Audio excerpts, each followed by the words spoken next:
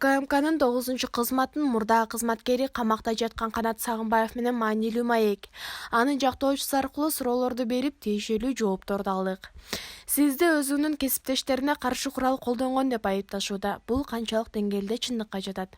Бул карандай калп. Биринчиден, менде эч кандай курал болгон эмес. Анткени менин кызматтык куралымды 2009-жылы июньнун аягында эле алып коюшкан.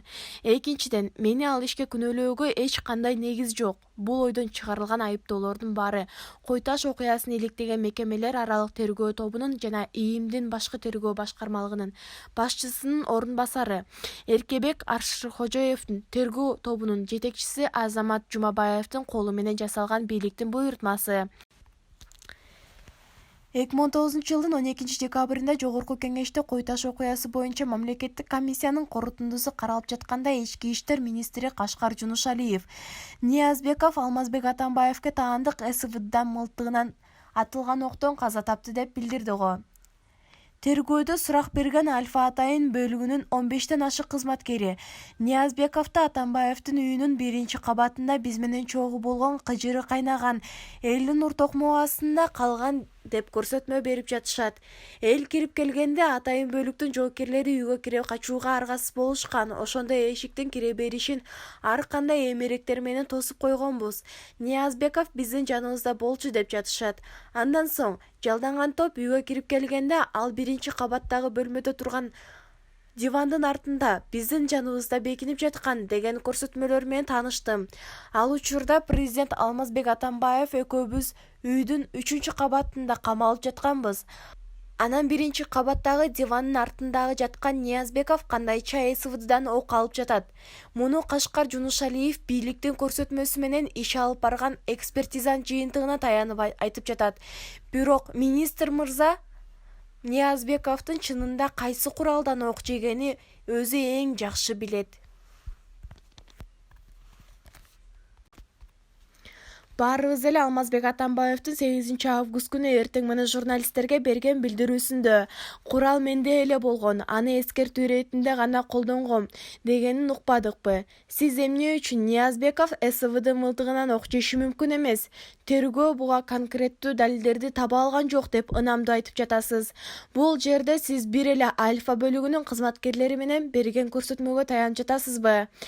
Тергөө менен экспертизанын жыйынтыгынан мен бир да буга жок дегенде жакындай турган далилди көрө алган жокмун. Жада калса октун кандай кирип, кандай чыгып кеткенин аныктай албаган экспертизага кантип ишенсе болот? Алмазбек Атамбаевдин эскертүү иретинде өйдө жакты карай атканы чын. Бирок экс-президент ок атууну эл үйдүн короосуна кирип келери менен эле токтоткон. Алмазбек Атамбаев үйдүн 3-кабатында отуруп алып, чыгышты көздөй ок чыгарып жатса, үйдүн 1-кабатынын батыш тарабында жүргөн Ниязбековго жогорудагы СВД мылтыгынын огун тийгизип койгон экспертизага сөз жок. Тилекке каршы, бүгүнкү күндө тергөөдө, тийиштүү экспертизаларда бийлик кандай буйрутма берсе, ошондой жыйынтык чыгарып берип жатышат. Баарыбызга белгилүү болгондой, Медет Сыдыкулов өлүмү боюнча да эксперттик топ ошол убактагы режимге керектүү жыйынтык чыгарып берген. Керек болсо, азыр деле ошол адамдар кайрадан жетекчилик кызматта отурушат. Мисалы, Садыркулов автоунаа кырсыгынан каза тапкан деп экспертиза чыгарып берген. Табылды Максатов дагы Кыргыз Республикасынын өкмөтүнө караштуу мамлекеттик соттук экспертиза кызматында отурбайбы? Ушундан эле мындай экспертизага ишенсе болобу же жокпу деп тыянак чыгарса болот. Ниязбековдун апасына Атайын бөлүктө чогуу кызмат кылган кесиптештери уулуңуз ак-74 куралынан жарадар болду деп айткандары чынбы? Апасынын берген көрсөтмөсүн да окуп чыккам. Ооба, ошентип айтышканы чын. Октун сыныгы бронежилеттин темирин кандайча тешип өтсүн? Биринчиден, октун сыныгы эмес, октун өзү ал бронежилеттеги темирди тешип өтө албайт. Экинчиден, Ниязбеков ошол күнү бронежилетинин коргоочу темирлерин чыгарып салып кийин барган. Эгер жоокер бардык талаптарга ылайык инструкцияны бузбай кийинип барганда, балким мындай оор жоготуу болмок эмес. Атайын операция 1,5 ай даярдалып, анан ушундай мүчүлүштүктөрдүн алдын албаган. УКМКнын төрагасы Орозбек Опунбаев сөзсүз жоопко тартылышы керек. Анткени жоокерлерди атайын өлүмгө жибергендей жагдай жаралып атпайбы?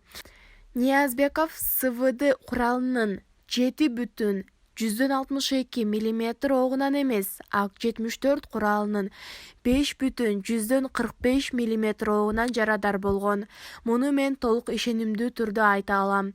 7,62 мм ЛПС огунан денесине тийсе, траекториясын өзгөртпөй түз тешип өтмөк. Өткөндө да чыккан жеринен адамдын 100-150 грамм этин жула чыкмак. Ал эми Ниязбековдун денесине тийген ок түз траекториясы боюнча тешип өтпөй, денесинин башка жеринен чыгып кеткен. Мындан да башка далилдер бар. Ниязбеков жаратты, аркасынан алган деген да сөздөр бар. Бул канчалык деңгээлде чындыкка жакын? Жакын эмей, бул чындык. Ниязбеков негизи ошондо жарат алган. Ок аркасынан кирип, көкүрөгүнөн чыгып кеткен. Экспертиза болсо тескерисинче. Ок алдынан кирип, аркасынан чыккан деген бүтүм чыгарган. Мындай бүтүм күлкүнө келтирери. Фото фактыларын карап салыштырып көргөн ар бир адамга даана көрүнүп турат. Мисалы, жыгачка мык каксаң чыккан жерин жарып чыгат да, туурабы? Экспертизанын жыйынтыгы теңирден тескери чыгып атпайбы? Анда октун кирген жери чоң жарат да, чыккан жери кичинекей тешик болуп турат. Айтыңызчы, ошондо Ниязбековду ким атып өлтүргөн? Альфа атайын бөлүгүнүн кызматкерлеринин тергөөгө берген көрсөтмөлөрүнө таянып айта турган болсом, алар үйдүн 1-кабатында кыжыры кайнаган элдин ур токмогуна кабылган учурда бейтааныш адам спецназын жоокеринин өзүлөрүнүн тартылып алынган ак-74 куралынан ок чыгарган. Балким жоокерге ошол маалда ок тийген чыгар. Балким Ниязбеков атайын жиберилген чагымчылдардын колунан каза тапкандыр. Балким калаймакан ызы чууда спецназ өзү капысынан бири-бирин атып алган чыгар. Божомол деген толуп атпайбы? Бирок бир нерсени мыйзамга таянып так айта алам. Ниязбековдун өлүмүнө экс-президенттин үйүнө чабуул коюуга кылмыштуу буйрук берген бийлик башында турган президент Сооронбай Жээнбеков түздөн-түз күнөөлүү. Бийликтин мыйзамсыз буйругун аткарган күч түзүмдөрүнүн жетекчилери Кой Таш окуясын тергөөнү бир жактуу, башкача айтканда, бийлик каалагандай нукта жүргүзүштү. Натыйжада сиңирген эмеректери үчүн президенттин колунан даңк медалын алышты. Белгилей кетчү нерсе, тажрыйбалуу да сыккан тергөөчүлөр мындай чектен чыккан. Мыйзамды көз көрүүнү одоно бузган иликтөөдөн баш тартышкан. Ошондуктан тергөөнү көптү көрө элек. Жаш тергөөчү балдардын колу менен каалагандай жүргүзүштү.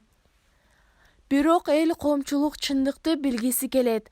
Мына ошол чындыкты элге жеткирбөө максатында тергөөнү жабык өткөзүштү. Айрым жагдайлар максалык маалымат каражаттарына ачыктап жибердиң дешип, Кундуз Жолдубаевага дагы берберене боюнча айып тагышты. Эми соттук териштирүүнү да жабык өткөрүүнү көздөп жатышат. Анткени булар чындыктан коркушат. Биздин ордубузда азыр таптакыр башка адамдар отурушу керек болчу. Кой Таштагы чагымды кимдер уюштурган? Альфа кызматкерлеринин атайын өлүмгө жибергендер ким? Тергөө иштери кандай мыйзам бузуулар менен өттү? Экспертиза кандай бурмаланган жыйынтык чыгарды? Мен ушул жана башка суроолорго жооп берип, деги эле Кой Таш окуясы боюнча болгон чындыкты айтып берүүгө даярмын. Эгерде жогорку кеңеште отурган эл өкүлдөрү жетип бийик трибунага мени жана УКМКнын төрагасын Орозбек Опунбаевди чакырып массалык маалымат каражаттарынын катышуусунда суроолорду беришсе, келгенге даярмын. Мен тергөө иштеринин материалдары менен таанышып чыктым. Тергөөнүн бир жактуулугун, иштеги кысым жасоо менен алынган көрсөтмөлөрү, экспертизанын жасалмалуу корутундусу эске алганда, алдыда боло турган соттук териштирүүлөрдүн акыйкатсыз болоруна көзүм жетип турат. Ошондуктан мен сотторго ишенбей турганымды ачык билдирем. Булак ачык саясат плюс. Спортко акча коюуга 1xbetти сунуштайбыз. 1xbetте коэффициенти эң жогору. Бул тиркемени колдонуу өтө ыңгайлуу жана жеңил. Видеонун астындагы шилтеме аркылуу каттоодон өтөбүз. Каттоодон өткөн соң 100% сизге бонус берилет. Андан соң пополнить счет дегенди басып туруп 1x Money KG аркылуу Анварга кайрылып балансыңызды толук таба алсаңыз болот. 1xbet ишенимдүү букмекер.